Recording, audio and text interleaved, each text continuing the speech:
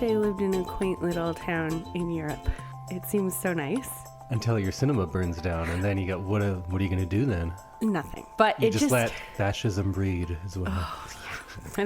That's why it happened. No, I think it just seems so, like, lovely and idyllic. Is it idyllic, or is it just that you are looking back through rose-colored glasses of nostalgia? And in reality, it wasn't that great at all. Maybe. Maybe cinema itself is just a form of nostalgia and putting the best version of something forward, and then you get lost in that. But at what cost? Are you losing your true self? You know what? Let's save it. Okay. Let's get into it. We're going to get into it right now. Welcome, everyone, to a very special episode of I Love This, You Should Too. My name is Indy, harsh light of reality Randhawa. Oh. And with me is my lovely co-worker. Co-worker? Coworkers. Wow, okay. So I see how it is. we're working on the job of marriage. We're co-workers. My lovely co-host, Samantha, rose-colored glasses Randhawa. That's me. So rosy. So Rosie. Well, I guess let's just get right into things. We're talking about the 1988 film Cinema Paradiso. It's an Italian movie that I thought I loved, and I hit thought a little too hard there, so it kind of sounds like I don't love it. Yeah. But I thought it was a romance. Uh-huh. Not so sure it was, but we'll talk about that. I brought this movie to Samantha. She had never seen it, and why would she? Why would she watch an Italian movie from the year she was born? True. But now she was forced to. And let's go first thoughts. Samantha, what'd you think of it? I really enjoyed it. I don't know if I'd go love, but I'm like a step just below love. I really enjoyed it. I thought it was really compelling and well done. I enjoyed all of the little pieces. I enjoyed the relationship that happened, like between the cinema, what is that job called? Projectionist? Projectionist. Alfredo. Between Alfredo and the like main character, and I just like Toto. And Salvatore. I just like felt like this was such a beautiful kind of unconventional love story. Yes. Like- so it is a love story. It's not a romance, but it is a love story. I think it might be a romance as well. Yeah. But we'll get into all of that sort of stuff. So my second impressions, because I watched this movie about 20 years ago, thought it was just amazing, one of the greatest things ever. Upon this rewatch, a little, I don't know if disappointed is the right word, but I liked it very much, but I don't think it's one of the greatest things made now. But the difference is the first time I watched the director's cut, this time we watched the theatrical version because Right. I learned what was cut out of the director's cut. And I thought, oh yeah, you know what? We could stand to lose that. So let's watch this version instead because this is the version that won the Oscar. So clearly this is a good version.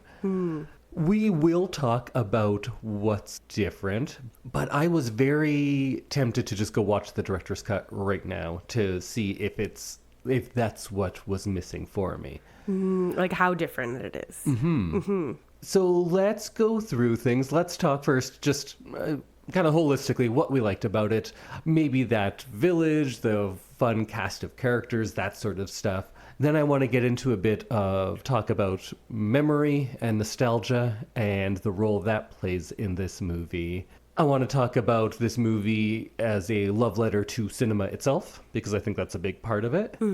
Then I'll tell you about the director's cut and how that's different. Okay. And then we can talk about the ending, and maybe that information colors how we see the ending. Yeah. I think, first of all, maybe one of the things that's holding me back is this might be more complicated than I thought it was the first time I saw it. Okay. And are you still at the, this was just a very beautiful story. It's a coming-of-age story. It's a kind of a surrogate father, and it's about the love of movies and the magic of movies. Yes. I think there might be more to it, and I'm not sure if that's a good thing or a bad thing. Oh, okay. But first, let's just talk about all the kind of the fun stuff. Yeah. Especially in the first half of the movie, because Samantha and I watched the 2-hour theatrical cut. Right. Yes. And that was, I think it was a good length. Yes. Like, I definitely don't think it needs another hour. Yes. I know that, like, any movie you can just add more time onto, but it's not always a good idea. I felt like this was a really nice package. Package might be the wrong word, but, like, it felt like it hit all the notes it was supposed to. It felt like it had all the pauses it was supposed to. And I didn't feel like it needed any more time. And it has a kind of a very built-in break halfway through when we jump maybe 10 years into the future. Yeah. Yeah. I felt like the length was perfect and the content was kind of perfect for what we watched. The first half, though, I would say I enjoyed a lot more with the young Salvatore. With the little boy. Yeah, he was really good. That performance for that child was just fantastic. That was, I think you'd struggle to find a child actor who could do that now. And from my understanding, it wasn't a child actor. They just, I think this might have been in the writer-director. It's one guy who wrote and directed this about his kind of semi-autobiographical. And I think they just went back to his hometown and made it there. Oh. Found this boy from like the next village over and they're like, yeah, you're great. Get in here. So he is very naturalistic because sometimes kids, you can tell they're acting, right? They're memorizing lines. They're doing the best they can. This kid doesn't seem like he's acting. He seems like he's just playing and they're recording it. Yeah, you know, he very much does just seem like a kid. Yeah. A kid who doesn't work for a living. I liked how bad he was a lot of the time. Yeah. Not performance-wise, like he was a naughty child, which was hilarious to me. He was just a kid. I feel like kids in movies are often portrayed as like being excessively smart and very, very good and like really good at everything. And I feel like this kid was just a kid and I appreciated that because, yeah, that made the story seem like that much more real. That little sequence of him taking the milk money, sneaking away, going to the movies, and then Alfredo kind of like helping him out and saying, oh no, yeah, we found your money, it's here. And that kind of showed you all you needed to know about that relationship going forward. Yeah, I liked that a lot. Also, just some like 6-year-old smoking cigarettes in a movie theater. It's very funny to me. The kids in this movie were great. So naughty. So naughty, but like true kids. Yeah. And I think that And smoking cigarettes was a part of it back then. Yeah. Part of that, it's just like so great to see kids being kids in a movie. And the other villagers too. There was a lot of fun. Like there's the grumpy priest. There's that one rich guy who always like spits on people. Oh yeah. Hated that guy, but he was fun. The guy that wins the lottery then comes back and builds the new cinema. Yeah. And the mom too. I wish I'd seen more of her actually. I felt the mom made me kind of sad because, I mean, Yes. she's got a very sad life.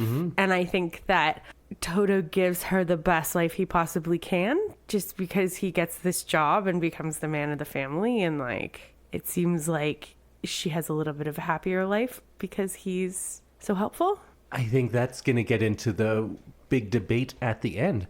Is that better? Because there's that part. And then as he ages, he leaves and he's constantly sending her money so she can do things for her home. But he also doesn't come back for 30 years. He's also just not there. Yeah, you're right. And I think that's a big part of this movie. As young as him being a, whatever he is, 10 years old and going to be a projectionist. And it continues throughout that theme of having to leave to make things better for yourself. Yeah.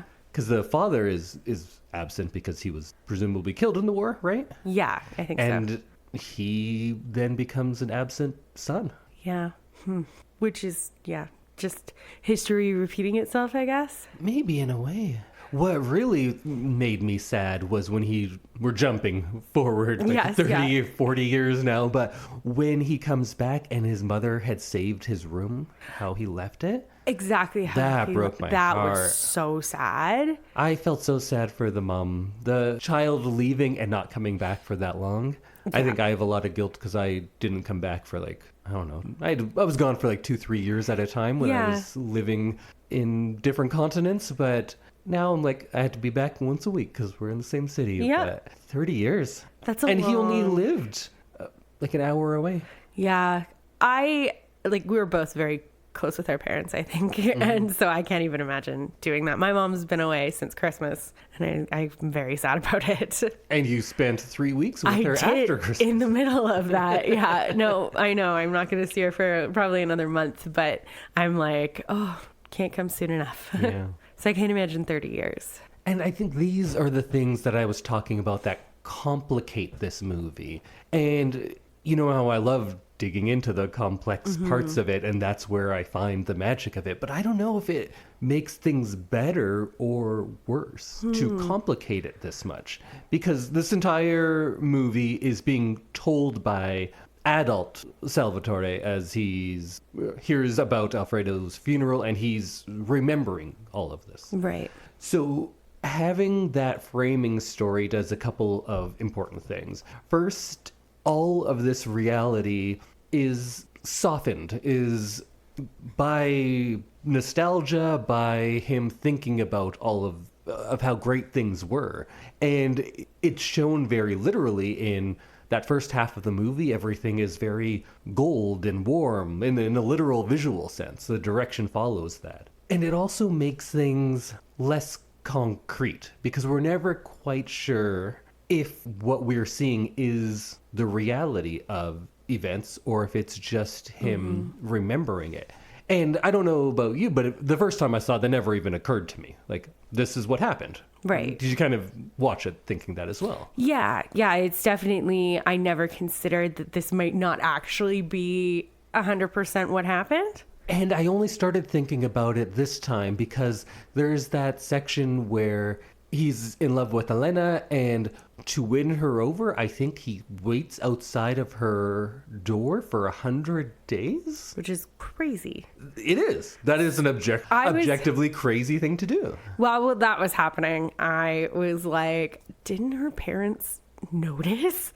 Right? And her parents don't like him also. No. So you'd think they would have said something. Been like, please stop stalking our daughter. And then on the last day, he goes home and he's like, all right, that's it. And then she comes to him and it's this very romantic kiss and everything, which is great because you're like, yeah, this is a movie. But it's a little too movie. It's very much like the music swells and they kiss and it's a happily ever after moment. Right. And I was caught up in that the first time through. So I'm like, yeah, this is great. That's amazing. Yeah. But this is also a story that Alfredo had told him by this point. Right. So he already knows this as a piece of fiction. And we know that Toto loves movies and it wouldn't be crazy for him to filter his life through the idea of movies. Right. And so that doesn't prove anything on its own yet. But then when he comes back he has his couple of years of military service. I'm not sure exactly how long, but a year, some months? A year, I don't know. yeah. It seemed like a year maybe.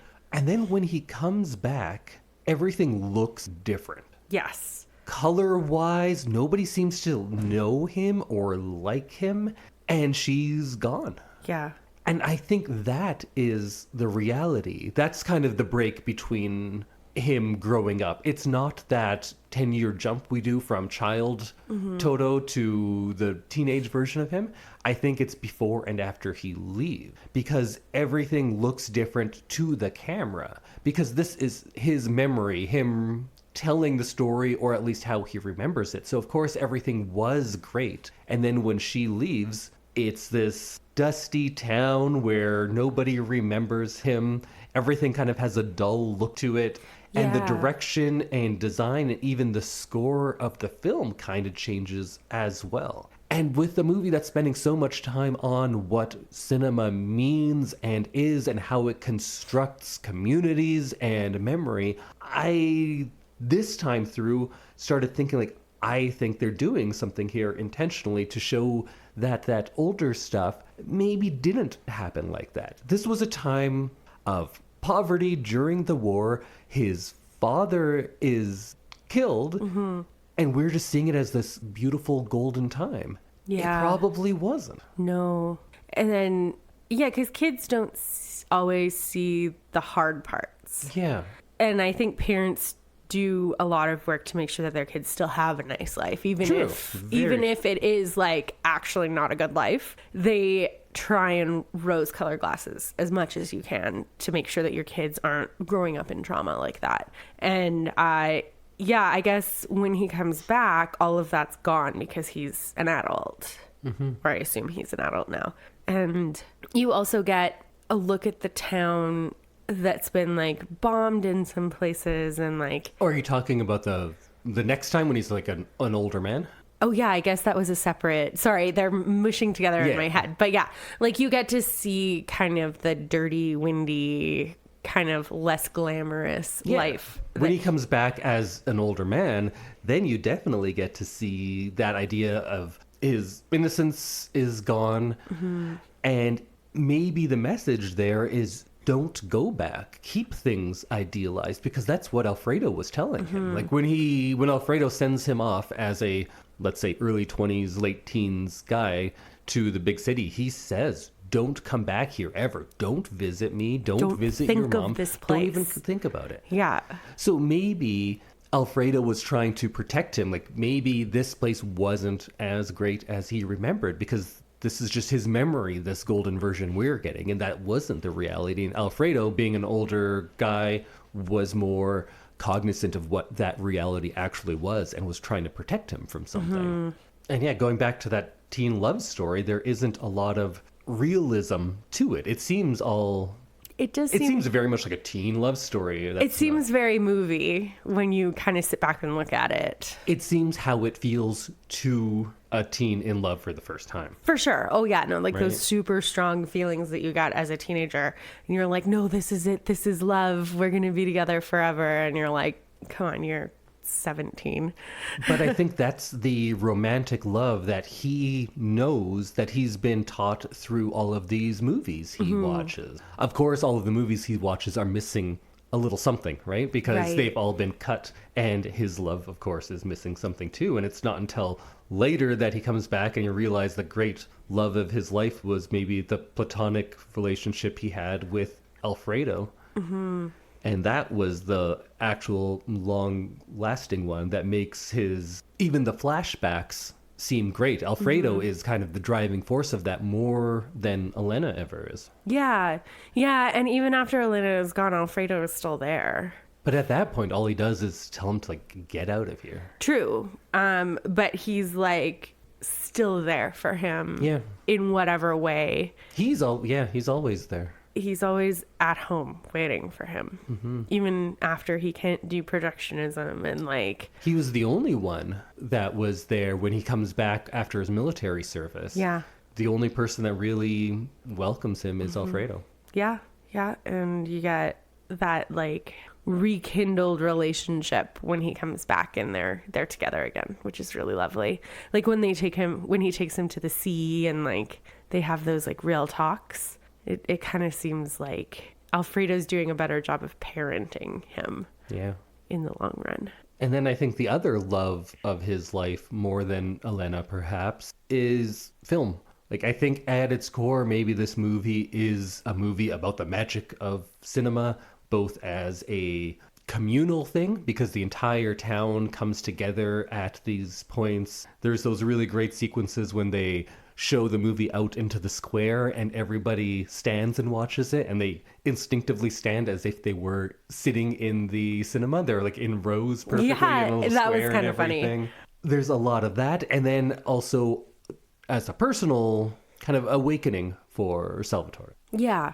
And the townspeople treat this very much like a church. It is the social hub of the village. Because we do have sequences in the church, but those are kind of shot with less reverence than the shots and scenes in Cinema Paradiso. Right. And the control that the priest has on what movies show is very much like, oh, this is like also locked down by the church, until it's not. And then all of a sudden it becomes this like lively hub of things happening at the cinema, including like people getting together and people being shot in the seats of the theater, and like there's some sex happening in the bathroom, and like you just get like a lot less encumbered when the church is gone and the church is back in the church area of the town. And I kind of loved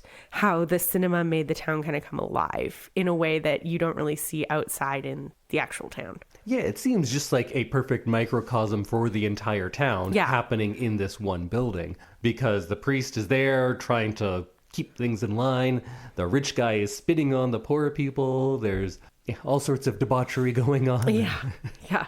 And then in that kind of reading, you could say that that final montage of all the kissing scenes is about the suppressed emotional power of film itself and its ability to preserve longing across time, and that the movies here aren't just escapism, they're education and connection, and there's a lot tied with memory too. I think we already mentioned a bit about the Alfredo Toto relationship, but I just want to talk about a few things a little bit more, because we're going to eventually get to the ending and what we think all that means. But he is, of course, a father stand-in, but I think he's also kind of a maybe like artistic conscience or driving force, because he both teaches Toto how to splice film, he introduces him to cinema, and he's also the one that insists that he leave. And I think that gets into one of the tricky parts of this movie, because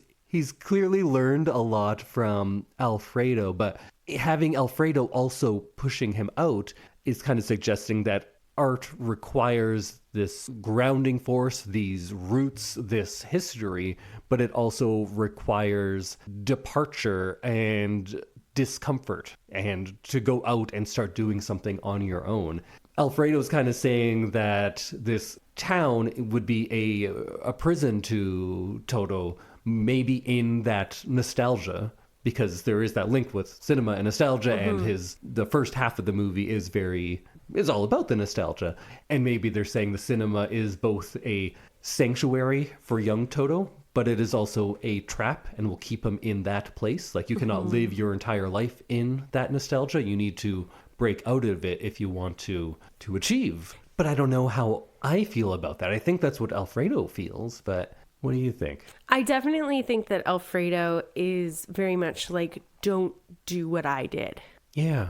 He's very like, it may seem like a really good life. I know you want to be useful to your family and like have a job and be able to support your mother and your sister, but like, this isn't the only thing that you can do for them. And I think that by warning him and by Alfredo losing his vision, literally doing the thing that Toto wants to do, it was like a very cautionary tale. And I think he took the lesson he was supposed to, but I think it was a very harsh way to deliver it.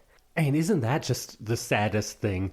For someone to think living the life they live is the worst thing. Yes. So that shows how unhappy Alfredo is. Yeah. Because he can't think of anything worse of a fate for Toto than being him. Yeah. That's grim. Don't be me. Also, there's got to be some symbolism in the fact that the movie projectionist goes blind, right? Because it's not until after that he starts trying to get Toto out there, right?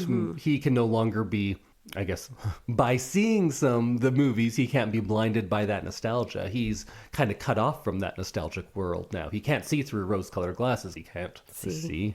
Yeah. Maybe there's something in there. And he's like seeing what the worst that can happen is, which is not being able to see anymore. And just being trapped? Yeah. Yeah, see, this is the stuff that doesn't seem so present when I watched it. But now it's kind of coming to the forefront for me, and it's going kind of what I'm stuck on. And I don't know if that makes it better or worse. It makes it more complex, but sometimes the complexity, well, it's the same thing with the nostalgia, right? It's nice to live in the world where you just watch this movie and you're like, oh, what a happy young kid. Look at all these hijinks he gets into. And then you're like, oh, wait, was it all terrible? And he was forced out of this world because people didn't want him to have the same fate they have? Yeah. And then at the end, I don't think he's a happy guy No, it doesn't seem like it. And his mom has such a good line of like, a different woman answers the phone every time I call, and none of them sound like they love you. Yeah. In a way that only a mother can, right? Like that was like heartbreaking. So I think I bought into the nostalgia of this movie. Then the movie is kind of talking more about the dangers of that than it is the value of that. Yeah. But when I hear people talk about this movie and how it's regarded as this like beautiful and people think of it as uplifting, but I don't know if that's the case. The more you look at it, the less it is. Yeah. And I'm not saying that is good or bad, but it is a different takeaway than what I had the first time through. Yeah. Huh. Isn't this seeming much sadder the more we talk about it? It is a very sad movie. And it doesn't seem like that. It's not sad when you're watching it. It's fun. It's funny, too. It was very funny in some parts. And then romantic and fun, and there's childhood hijinks. And then it's like kind of sad at the end because he dies and everything. But it's just like, it doesn't strike me as like a really sad movie at first, which is strange because it is like actually so profoundly sad. Because I think it is about the dangers / benefits of nostalgia and cinema as nostalgia. Yeah. Right? It's doing to us what Alfredo warns it will do to him. Right. And like, you can't live your life inside a movie. No. You have to realize that, maybe that great stuff wasn't that great. And look at this guy at the end. He's not a happy man. Yeah. Whoa. But when I watched it, I was being a total young Toto and just being like, yeah, this is great. It's so much wonderful. fun. I just want to live in a movie. So I said, let's watch this version because the director's cut did things that I thought made it seem sad and bog it down. That's why I didn't want to watch that version. Now I'm thinking, I think that's what the movie wanted to do, and that's why I might have liked that version better. Oh, because it's like actually hitting home on the things that now kind of are coming to the surface, even if you didn't realize that they were always under there. Right. Okay. So the director's cut is 173 minutes, so it's a full hour extra. That's so much more time. So it's mostly the same. And then at the end, we're going back to the funeral. After the funeral, Salvatore notices a girl, like a child, who looks like Elena. And we're like, oh, is that her? But no, it wouldn't be her because she's out of age. Yeah. But he follows her anyway and follows her home. And there he finds Elena, who is this girl's mom. Oh. He then calls her in hopes of rekindling the romance. And she's like, no, I can't do that. But they do, in fact, meet up. Oh, yeah. And I guess spoilers if you're going to go watch the director's version. Yeah, which I'm not. So they meet and they have sex in the car and they're like, yes, I loved you. I loved you the whole time too. And we learned that she has married a acquaintance from when they were in school who is like a fine guy. And he's now trying to rekindle the romance. And she says I wish I could, but I have a family and a marriage. I can't do that. And he's frustrated and he's like, why didn't you ever contact me or tell me what happened to you? And she says that Alfredo made her promise that she wouldn't. Alfredo said that his destiny is outside of this town and her love would just keep him there. Oh. So now you're like, oh, wait, Alfredo, are you a good guy or not? And he says, well, you could have left a note. And she said, I did. I wrote my address on one of those papers in the, how there's all those papers in the projection booth? Right, because you keep all of, what are those, packing slips? Yeah. Or So, and then he goes back and does find that paper there. Oh. So it's been there for 30 years. Oh, wow. So then he goes home, watches the clips of all the people kissing and cries, and that's the end. Wow. That's a lot, huh? That is so... I'm sorry, I'm processing here.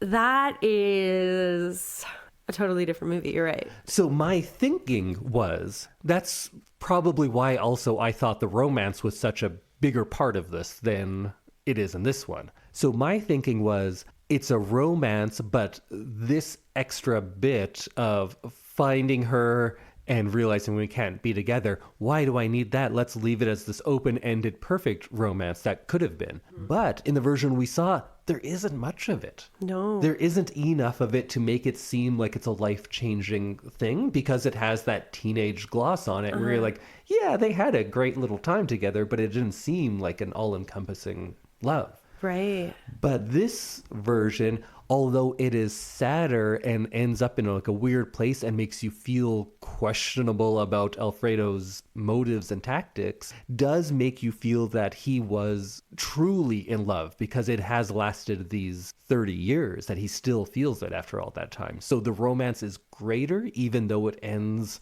more finitely and worse. Huh. I don't know how to feel about that ending. Because, like, I was sad for him at the end of the movie, because I was like, well, he's still got this, like, shitty life, but he sees what, like, Alfredo was trying to do, and, like, he's clearly not happy in his life, but he's doing what he always wanted to do. I just don't know that the addition of that love story would make me, like, love the movie anymore. I don't know. It does fundamentally change a lot of things, though. Like, tied up in his relationship with Alfredo is this whole idea of the cost of art or ambition or whatever it is, because Alfredo, without conferring with Toto, forces him kind of to sacrifice his first love, his connection to his past, even his relationship with his mother and with Alfredo as well, for what he thinks is better for him. So maybe Alfredo then is kind of the stand-in for the role of art, and maybe this director is saying that, yes, to be a great artist, because there's all those people that talk about, like, true artists must suffer. Suffering breeds art. And you're able to create, And maybe Alfredo is a representative of that way of thinking, of art itself, perhaps, that you have to break these ties, you have to suffer, and sure, your life will not be happy, but you will create something truly beautiful. Right. Because his adult life in Rome, it seems that he is professionally successful. Yeah. Although we don't really get a good grasp of it, but we hear that he's a big shot, and we hear people going like, oh, I loved your last movie. So he's doing well enough, for I himself, suppose. yeah. But it's also emotionally hollow, because we get what you were talking about with a different girl answers every week and none of them love you. And I guess at the end, my question is, did Alfredo do the right thing? Yeah, I was thinking about this week after we watched it. I was like, was that like a kind thing to do? Or did Alfredo like shut him out of his own life, basically? And I don't really have a good answer for that. So here's my thinking. And I don't have like a good answer as far as my own judgment on the characters. But as the movie is, in the version we watch, where we don't have all that extra Elena stuff. Right. And it goes from Alfredo's funeral to him watching the movie. The clips, that is. In that movie, I look at it as he's watching that and seeing the beauty of cinema and also feeling sad for the death of Alfredo, but it's perhaps more hopeful because he is seeing maybe what he has gained with all of the loss. Right. He's lost Alfredo, he's lost his connection to his past, but this little montage is about the emotional power of cinema and art. Right. And that could be kind of an uplifting feeling, right? Because that ending part, it doesn't seem completely tragic. It's people kissing, after all. Right. So it's kind of showing that his greatest love is film. That's how women. Yes. Yeah. And he has one but not the other. And maybe he's fine with that. And he's like, this is what I gave up and this is what I got. Yeah.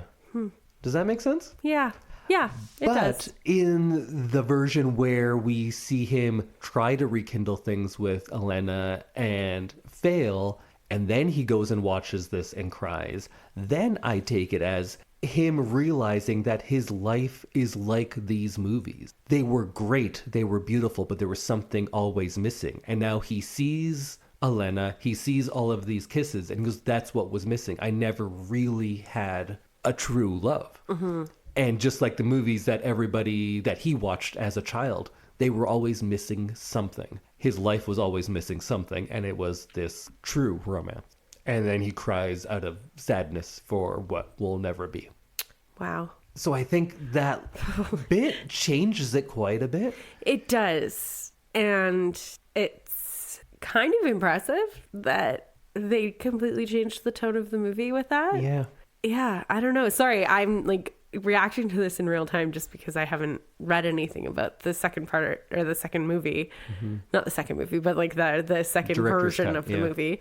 And yeah, wow. I still don't know if it needs that, but like it is interesting to see it come to that resolution instead. Yeah, I don't know which one is better. Yeah. But they are different. They are different movies. Yeah, they are.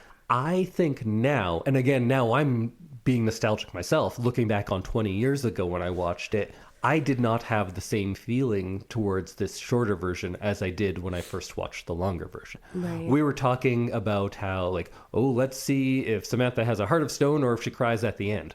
Did you cry at the end of this one? I did cry at the end of this Okay. one. This time I did not. Oh. Because it didn't hit me as hard because it didn't have that Elena part. Oh. Was it during the montage at the end that you cried? Yeah, and just seeing him like fly home and then when his mom had the room? Okay, Yeah. I'll cry on that. Yeah. Yeah, sure. And like this was probably like not a great time for me to be crying during the movie because I could like barely breathe because we were We're all sick. sick, yeah. But I was like having a very hard time swallowing and breathing, and I was also crying at the same time. So I was like having a lot of symptoms all at once. But those were like the points where I got like emotional. So for the end montage, why? Why did you cry? Is it sad? Is it happy?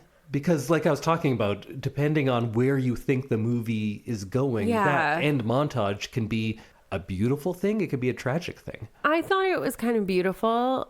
I kind of felt like Toto is like sad when he gets back to his life and he's like, Alfredo's gone. And he kind of, I think, realizes now that he's an adult that Alfredo may have kind of had a shitty life because he was stuck in this job and then he lost his sight and he was like kind of stuck in bed. And then I think I really enjoyed him watching the clip, like the clip movie that he made, because he realized that there was like beauty in Alfredo's life still, and that the film reel was like the beauty for him, and that he was like okay in his life instead of being like, oh, Alfredo had such a shitty life. It's like, oh no, he had beauty in his life. It was just not from the people in his life. It was from the movies in his life. Yeah, so kind of what I was talking about, like, it's more about the beauty of cinema and the power of cinema. Yeah. Yeah, I think the shorter version that we saw, I think that's where I would go with it too. Like it felt like he had a nice ending of the movie because he's like, no, it's all right, because Alfredo did have a pretty and maybe that's beautiful. why, although I might disagree with that, because did Alfredo have a great life? He couldn't even watch the movies. I guess, yeah. But it is about the beautiful aspect. Yeah. And I think that's why it didn't affect me emotionally as much this time, because I was prepared to be shattered.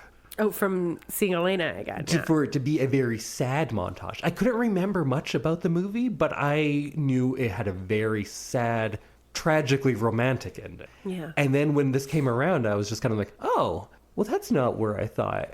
So it didn't hit me as hard this time. It was the sad things that hit me harder, like when his mom in his room. I thought that was very sad. That got me. It was just a tiny little thing, but it got me. Yeah, We're both mama's babies. We really are. But yeah, it was like very much like a moment where, you know, like they always say like, oh, you can't go back to being a child again. Yeah. Which I think is kind of the theme of the movie in a lot of for ways. sure. But in that moment, it kind of felt possible. And he's like, maybe I do belong here. Like, this is my life waited for me, was kind of the feeling that I had in that moment. And then he realized, like, obviously it didn't. But like, yeah, it was just like such a beautiful little moment there. Beautifully sad. I think that's the trouble, is that these parts of, well, you can't live in this kind of world forever. I'm kind of thinking like, well, maybe you could. Yeah. It seems better. I don't know. Yeah. I guess it kind of depends on what your life, I don't know. That was not a great sentence, but I think it's different answer for different people. Yeah, I guess that's it. And it seems odd that I would be on this side of things because I was very much of like, well, you need to move across the world sometimes and just have not know anyone or speak the language because that's how you grow. And I really believed that and did it for such a long time. But when I'm seeing this, though, I'm like, you could just hang out with Alfredo still. You could visit. You could visit. That was your the mom, thing. man. I couldn't even imagine like not visiting my mom. Yeah. Granted. He has a sister. He's a sister he doesn't even know. Yeah. Yeah, I just think that like there was a little bit of stuff here that like I don't relate with that made it like even more sad to me. But I think that beautifully sad is the way that I would describe this movie. Agreed. Yeah. And I guess it is in that world of people who are hyper driven, like your top tier athletes. You notice how they're often like not great at other things, right? If you're so good at something, you sacrifice other things. And this movie is written and directed by a writer and director who is probably gone through this. And maybe in his mind, it's more of a positive because he made this movie that we are now watching that is affecting us because he gave up on certain things. So maybe there's a more of a push and pull if you are hyper competitive in something or if you're higher in the world in whatever your field is. But I got to the point eventually where I'm like, yeah, I don't need to do all this. I'd rather just like see the people I like. Yeah. So clearly I made my choice. Yeah. And it's probably different for different people. Yeah. Wow. So it's these extra things that weren't right on the surface. This movie is so fun and so enjoyable and sad and bittersweet and all of that on the surface. And then the more you think about it, it really complicates things. I'm not sure if you gain any more appreciation for what you see on screen because of these complications. But this entire talk we've had, we've barely talked about the actual scenes that we see. It is about how you interpret it. It's the themes. It's not scene by scene like some movies that we talk about. I guess we'll wrap up there, but all I can say is it's a beautiful movie. Yes. Whether you think it's beautiful and hopeful or whether you think it's beautiful and tragic is probably up to you. Either one. And I guess it depends on which version you see. Again, both very valid, both very different. Yeah. And your life, I guess. Like your life ones. and realizing that the metatextuality doesn't just go into this being a movie about someone becoming a director, but it's also written and directed by someone who is reflecting on their own choices. Right. There's just a lot to it that I don't think often gets talked about and appreciated as much as it should. So go watch it if you haven't. We already ruined it for you. But it's worth a watch. I think it's worth a watch. Oh, for sure. Yeah, it's... I might say, though, go watch the 3-hour version, the director's cut. Whoa. When we set out to watch this movie, you said, I don't think we need to see the 3-hour version. But based on what I've told you, maybe we do. Maybe we do. It's a different movie. Yeah. I can't yet argue if it's better or worse, but I think it's valuable. I guess it's too late now since we've already talked about the whole thing, but I think what someone should do if they're watching the first time, watch the theatrical version all the way through and sit with it and be like, oh, okay, I get it. Then the next day, go watch the last hour of the director's cut and be like, oh, this is a different movie. How do I feel about that? I'd be down to do that, I think. Crazy how you can change a movie like that and the tone of the movie just by adding a little bit in. But I think the more you look at the short version, I think that tone is also here. You just have to dig a little more. And it's all about that idea of film as nostalgia and nostalgia as a prison. But you know what? We already talked about it all. So let's stop it there. Okay. I did pick this as my romance movie for our month of romantic movies. I don't know that it was, but you know what? This version is definitely a romance. It is a love letter to film. Yes, it's a I love film. Yeah, it really is. But let's do a rebroadcast next week of one of my favorite romantic comedies. Let's do Pretty Woman. Okay. What a great movie. What a great movie. That's a movie that I love so much. And if you haven't seen it, watch it. I think you're going to be shocked how great of a movie it is. Yeah. And I think you might think you know what it is, but you don't. So go watch Pretty Woman and then listen to our episode next week. Awesome. Bye, everyone. Goodbye.